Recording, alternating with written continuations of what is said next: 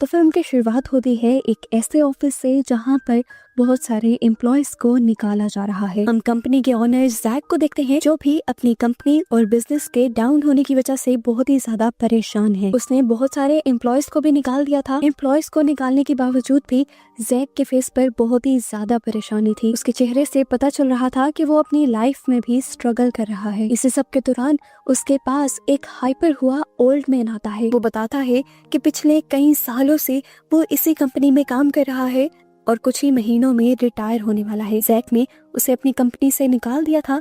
वो आदमी जैक से रिक्वेस्ट कर रहा था कि प्लीज चाहे मुझे आप सैलरी ना दे या कम दे दे, लेकिन मुझे कंपनी से मत निकालें। लेकिन जैक उसकी बात नहीं सुनता, उल्टा उसे समझाने लग जाता है कि हम इस तरह नहीं कर सकते। जैक के इनकार को सुनकर उस ओल्ड मैन को गुस्सा आ जाता है और वो ओल्ड मैन अपने पास से एक गन निकाल लेता है। गन को देखकर सभी यहाँ तक के जैक बहुत ज्यादा पैनिक हो जाता है और अपनी आंखें बंद करते हुए इस आदमी से रिक्वेस्ट करता है कि प्लीज मुझे मत मारो। अभी मेरी वाइफ का मिसकैरेज हुआ है, वो डिप्रेशन से लड़ रही है, जिंदगी मौत से लड़ रही है, और अगर ऐसे में मैं भी मर गया तो वो भी मर जाएगी। उसके ये कहते ही यहाँ पर एक गहरा सन्नाटा हो जाता है और उसके बाद गोली चलने की आवाज आती है। जैक के मुंह पर खून के बहुत सारे छींटे गिरते हैं और जैक देखता है कि उस ओल्ड मैन ने सुसाइड कर ली थी। और अपनी आंखों के सामने ये सब होता देखकर जैक जैसे पागल हो जाता है। अपने आप से कंट्रोल खोने लगा था। वो बहुत मुश्किल से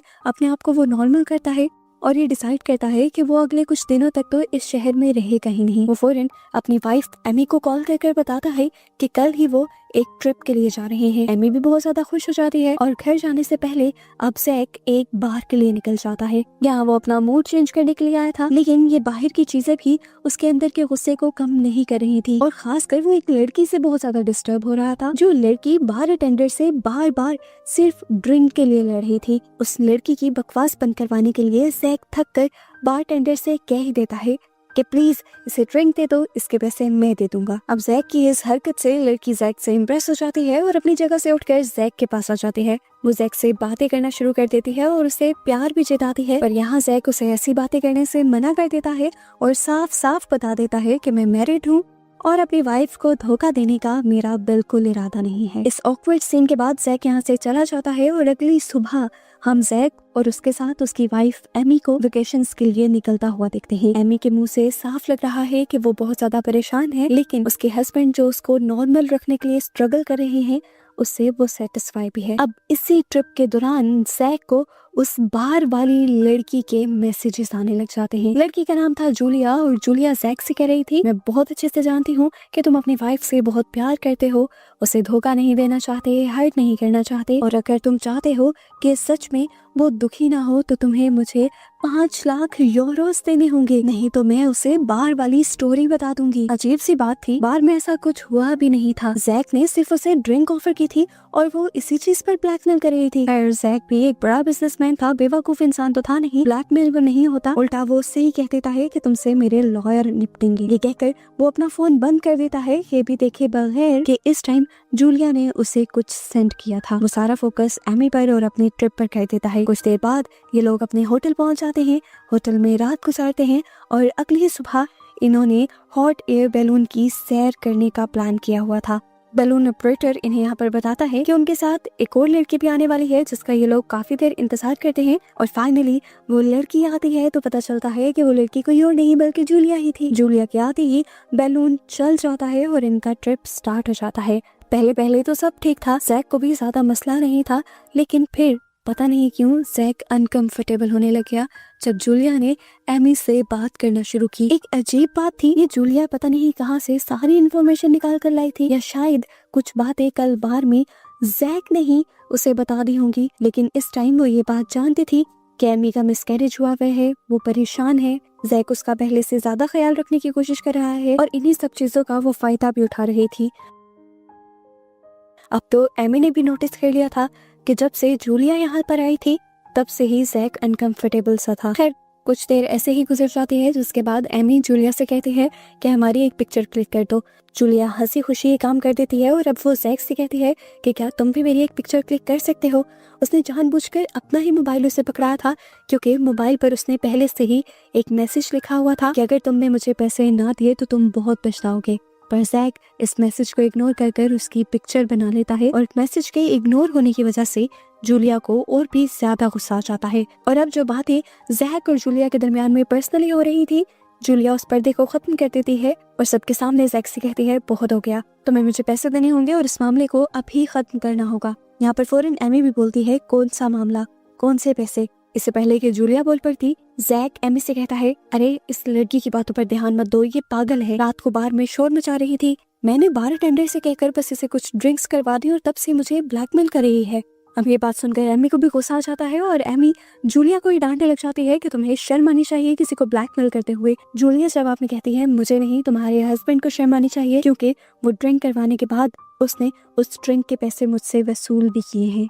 वो मेरे करीब आया था और इस चीज को प्रूव करने के लिए ये बात काफी है कि उसकी चेस्ट पर एक बर्थ मार्क है। ये सुनकर एमी के भी होश उड़ गए थे, क्योंकि सच में जैक की बॉडी पर एक बर्थ मार्क था। शकी नजरों से एमी ने जैक की तरफ देखा तो जैक ने कहा ओ कम ऑन, हम बीच पर गए थे, बगैर शर्ट वाली फोटोज इसने देखी हैं सोशल मीडिया पर। जैक अब जूलिया से कहता है कि इतनी आसानी से तुम मुझे ब्लैकमेल नहीं कर सकती। यहाँ पर फिलहाल के लिए जूलिया भी इस तरह चुप होती है जैसे सच में उसका झूठ पकड़ा गया हो। ब्लैकमेलिंग तो जूलिया की ये वाली काम नहीं आती, तो वो अब ऑपरेटर की जेब से चाकू निकाल लेती है और उसे जैक के ऊपर तान देती है और जैक से कहती है कि तुम्हें मुझे पैसे देने होंगे। ऑपरेटर इस सारी सिचुएशन से डर जाता है और वॉकी टॉकी से नीचे स्टेशन पर कॉल करता है। इससे पहले कि वो कुछ बता पाता, जूलिया उस कुमार को ही काट देती है और इस सब के दरमियान में पीछे से जैक जूलिया को ही पकड़ने के लिए उसके ऊपर हमला कर देता है, उसे बास्केट के एक साइड पर लटकाने की कोशिश करता है और यहाँ पर ऑपरेटर भी जैक का साथ देता है ताकि वो जूलिया के हाथ से उसका चाकू ले सके। लेकिन यहाँ जूलिया चाकू नहीं देती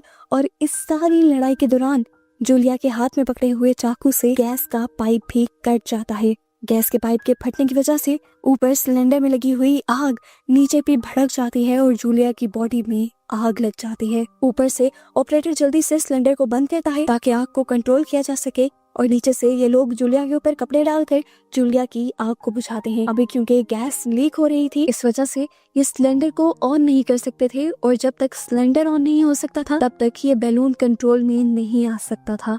बैलून को कंट्रोल करने का एक और रास्ता ये था कि बैलून के ऊपर की तरफ लगे हुए वॉल को कंट्रोल करना। ये वॉल एक रस्सी से जुड़ा हुआ था, लेकिन अब वो रस्सी भी काफी हद तक आग लगने की वजह से जल गई थी और रस्सी का सिरा इनके हाथों से बहुत दूर था। आहिस्ता आहिस्ता बैलून उतनी ऊंचाई पर चला जाता है जहाँ पर ऑक्सीजन भी बहुत ज्यादा कम होती है। इनकी तबीयत भी बिगड़ने लगती है और डर ये भी होता है कि कहीं कोई प्लेन ना आ जाए या इनसे टकरा ना जाए, क्योंकि इतनी बुलंदी पे प्लेन उड़ते हैं, इसीलिए एक्सीडेंट का खतरा अब बढ़ चुका है। अब ऑपरेटर ऊपर वाले वॉल को खोलने के लिए रस्सी पकड़ने के लिए अपनी जान पर खेलते हुए बास्केट के ऊपर चढ़ जाता है और इससे पहले कि वो बॉल की रस्सी को पकड़कर कंट्रोल कर लेता, यहाँ पर नीचे से जूली होश में आ जाती है और वो बैलून ऑपरेटर को धक्का देकर नीचे गिरा देते हैं और इस तरह उस बेचारे की जान चली जाती है। इससे पहले कि अब वो कुछ और भी कर पाती, वो दोबारा से बेहोश हो जाते हैं। बैलून लगातार ऊपर जा रहा था और अब ऑक्सीजन भी बहुत कम रह गई थी। ऑक्सीजन ना मिलने की वजह से अब जैक भी बेहोश हो चुका था और ये देखकर एमी पैनिक कर गई। उसे हर हाल में इस बैलून को नीचे लेकर आना था। चक्कर उसे भी आ रहे थे, लेकिन उसने हिम्मत नहीं हारी और ऑपरेटर की तरह वो ऊपर चढ़ी और फाइनली उसके हाथ रस्सी लग गई, जिसे पकड़ते हुए उसने नीचे लाकर सिलेंडर के साथ बांध दिया। ऊपर वाला वॉल खुल गया और इस तरह बैलून वापस नीचे आने लगा। ऑक्सीजन मिलने पर जैक को भी होश आ गया। होश में आते ही वो सबसे पहले जूली के हाथ पांव बांध देता है, जिसके बाद वो देखता है कि उसकी वाइफ अब उससे नाराज थी, क्योंकि कहीं ना कहीं उसे जूली की बातों पर यकीन आ रहा था। जैक उससे कहता है ये तो मेरे साथ ज्यादती कर रही हो, मैं कह रहा हूँ ना, बर्थमार्क के बारे में तो उसे तब पता चला होगा जब उसने सोशल मीडिया पे मुझे स्टॉक किया होगा। वो अपनी एक पिक्चर भी निकाल कर दिखाता है जिसमें उसकी चेस्ट पे बना हुआ मार्क नजर आ रहा था। ये देखकर एमी एक और मर्तबा जैक पर एतबार करने लगी थी। इन दोनों की बातों के दौरान ये तो नोटिस ही नहीं कर पाते कि ये लोग पहाड़ों के बहुत ज्यादा करीब आ गए थे और इनका बैलून अब पहाड़ों से टकराने वाला था। ऊपर वाले बर्नर नहीं चल रहे थे, जिसकी वजह से ये डायरेक्शन को कंट्रोल नहीं कर सकते थे। वजन कम करने के लिए इन्होंने बहुत सारी चीजें नीचे फेंकने का डिसाइड किया ताकि इनका बैलून थोड़ा और ऊपर उड़ जाए और ये लोग पहाड़ों से ना टकराएं, लेकिन इसका भी ज्यादा कोई फायदा नहीं होता और आखिर बैलून के पहाड़ की एक चोटी से टकराने की वजह से बैलून फट जाता है। किस्मत इनकी अच्छी थी कि बैलून में हवा कम होने की वजह से अब बैलून खुद ही पहाड़ों से दूर हो गया था। इतने में ये लोग देखते हैं कि नीचे से जूलिया भी तड़प रही थी। एमी जूलिया को पानी पिलाती है। इतनी मुश्किलों में होने के बावजूद भी जूलिया को बस एक ही बात याद थी कि जैक को उसे पैसे हर हाल में देने होंगे क्योंकि जैक ने उसके साथ ज्यादती की है। इस टाइम एमी और जैक उसकी बातों पर ध्यान नहीं देते और ये लोग अपने बैलून को कंट्रोल करने में लगे होते हैं।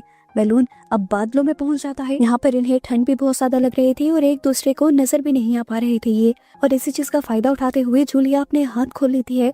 जैक देख नहीं पाता।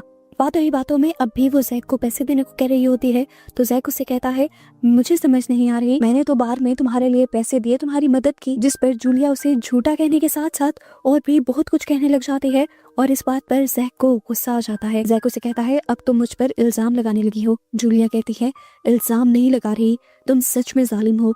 तुम्हें याद है वो आदमी जो सालों से तुम्हारा एम्प्लॉय था, वो तुमसे मिन्नतें करता रहा कि मुझे जॉब से मत निकालो, लेकिन तुमने उसकी बात नहीं सुनी और उसने सुसाइड कर ली। ये बात सुनकर जैक के साथ साथ एमी भी टूट जाती है और इन दोनों को यहाँ समझ आ जाता है कि ये लड़की अपने बाप का बदला लेने के लिए यहाँ आई है। ये दोनों एक पल के लिए खामोश हो जाते हैं और उसकी पल जूलिया उठकर अपने चाकू से जैक पर हमला कर देती है। एमी दरमियान में आकर जैक को बचाती भी है पर फायदा नहीं होता। जूलिया चाकू स्टैब कर चुकी थी। जैक की यहाँ किस्मत अच्छी थी कि चाकू दिल में स्टैब होने के बजाय कंधे में स्टैब हुआ था। चोट तो लगी थी पर उसकी जान बच गई थी। इस टाइम अब एमी बहुत ज्यादा घबरा गई थी। वो जूलिया को काम डाउन करने की कोशिश करती है क्योंकि जानती है जूलिया के सर पर खून सवार है।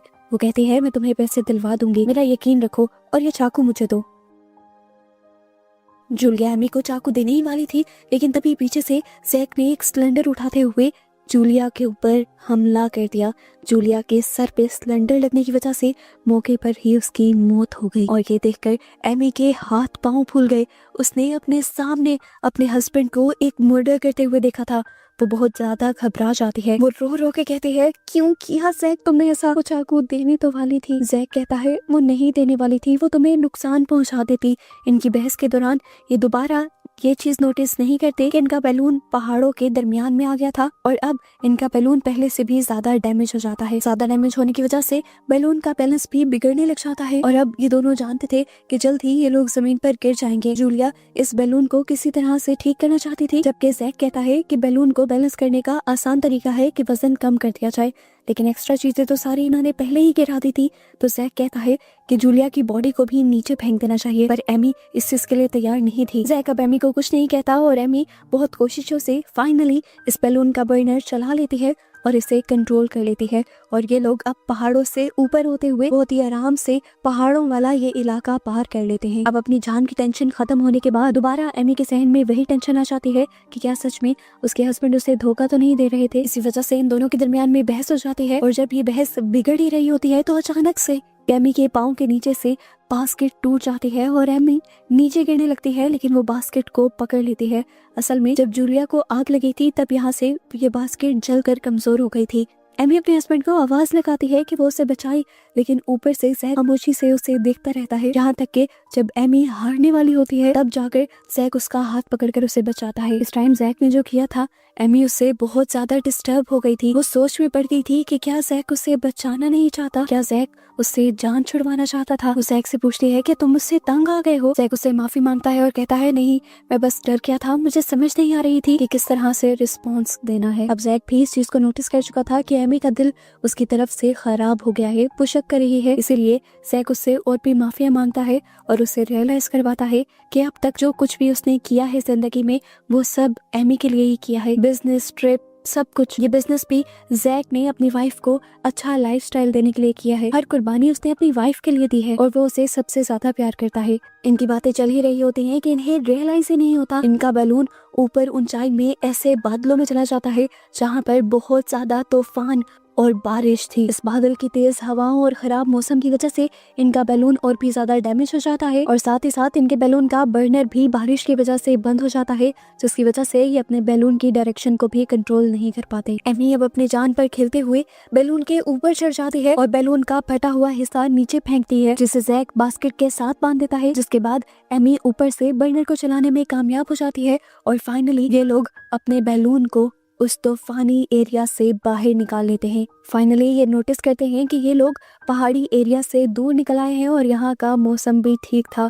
बर्नर ऑन होने की वजह से ये लोग अब आहिस्ता आहिस्ता नीचे भी जा रहे थे और इन्हें उम्मीद थी कि इनकी जान बच जाएगी। एमी को दोबारा जूलिया की बातें याद आने लग जाती हैं और वो जैक से पूछते हैं कि बर्थ मार्क तो उसने सोशल मीडिया से देख लिया, लेकिन उसे तुम्हारी सॉक्स का ब्रांड कैसे पता था? उसने तो मुझे तुम्हारी सॉक्स का ब्रांड भी बताया था। जैक कहता है ये भी कोई बड़ी बात नहीं, कभी इंसान इस तरह बैठा होता है कि उसकी पैंट ऊपर हो जाती है और सॉक्स का ब्रांड नजर आ जाता है। एमी कहती है ठीक है, ये भी बात मान लेती हूँ, अगर तुमने सच में कुछ नहीं किया तो जूलिया के फोन में तुम्हारे बारे में कुछ भी नहीं होना चाहिए।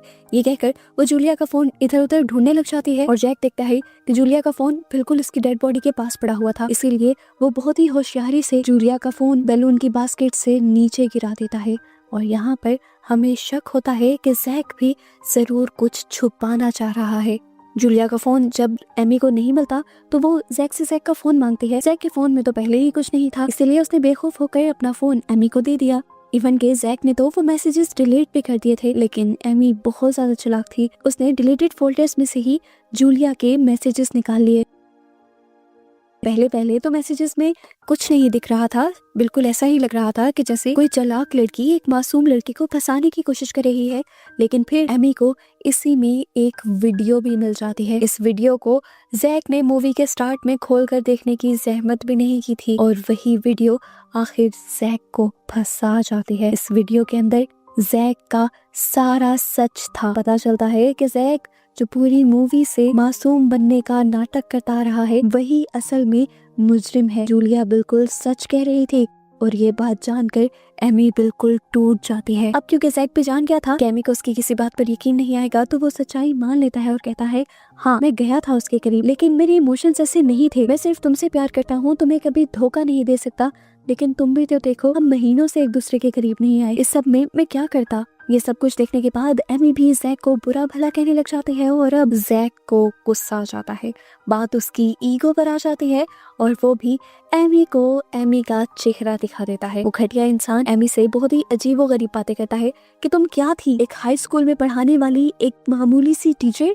जिसकी सैलरी मेरे ऑफिस में काम करने वाले स्वीपर से भी कम थी। मैंने तुम्हें कहां से कहां लाकर बिठा दिया, तुम्हें वो लाइफस्टाइल दिया जो तुमने कभी सोचा भी नहीं था। अपने बारे में इस तरह की बातें सुनकर एमी रोने लग जाती है। जैक इतना घटिया इतना कैलकुलेटिव हो सकता था उसने सोचा भी नहीं था। अब एमी भी उसे जवाब देती है कि जूलिया ने जितना कुछ तुम्हारे बारे में कहा था वो सब सच था, तुम हो ही घटिया इंसान और तुम्हें जीना ही नहीं चाहिए।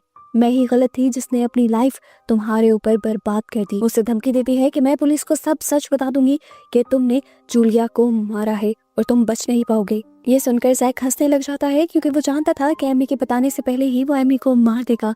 जैसे ही वो एमी को मारने के लिए उसकी तरफ बढ़ता है तो खुद ही उस सुराख में गिर जाता है जहाँ पर पहले एमी गिरी थी। ये तो वही बात हो गई, जो दूसरों के लिए गड्ढा खोदता है खुद ही उसमें गिर जाता है। उसने अपनी जान बचाने के लिए एमी को मदद के लिए पुकारा, लेकिन एमी भी उसे बिल्कुल वैसे ही देखती रही जैसे वो एमी को देख रहा था।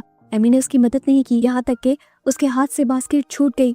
वो नीचे गिरने वाला था लेकिन उसने नीचे लटकने वाली एक और रस्सी को पकड़ लिया। वो बार बार ऊपर आने की कोशिश कर रहा था और ये देखते हुए एमी साइड पर पड़ी हुई जूलिया की लाश को खींचकर जैक के ऊपर गिरा देती है, जिसकी वजह से जैक मर जाता है। जो काम जूलिया नहीं कर पाई थी जीते जीते, एमी ने वो काम जूलिया के मरने के बाद जूलिया की बॉडी से करवा दिया था। उसने जूलिया का और साथ साथ अपना भी बदला ले लिया था आखिर जैक को मारकर। आखिर उन दोनों के अचानक से नीचे गिरते ही ये बैलून भी नीचे गिर जाता है और बैलून में आग लग जाती है। आग लगते ही उन दोनों की बॉडी जल जाती है और सबूत भी खुद ब खुद जल जाते हैं। एमी खामोशी से आगे बढ़ जाती है क्योंकि लाइफ ने उसके साथ हुए बुरे का बदला खुद ही ले लिया था और अब उसकी लाइफ आगे आसान थी और वो अपनी लाइफ अपने तरीके से जीने वाली थी। और इस तरह एमी को आगे बढ़ता दिखाते हुए ही ये मूवी यहाँ खत्म हो जाती है।